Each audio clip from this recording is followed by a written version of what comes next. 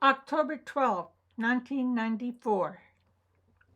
It's starting to get cold, and the leaves have begun to turn, so we want to move to a lower latitude soon.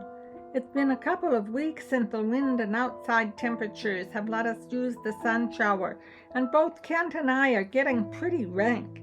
We take wee scrubs at the galley sink, but this doesn't satisfy my desire for an all-over wash.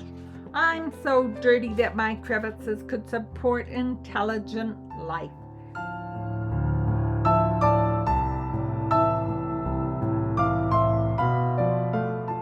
It's very peaceful right now. At sunset, the water goes perfectly calm and reflects the red and golden leaves. We are out of sight of all civilization.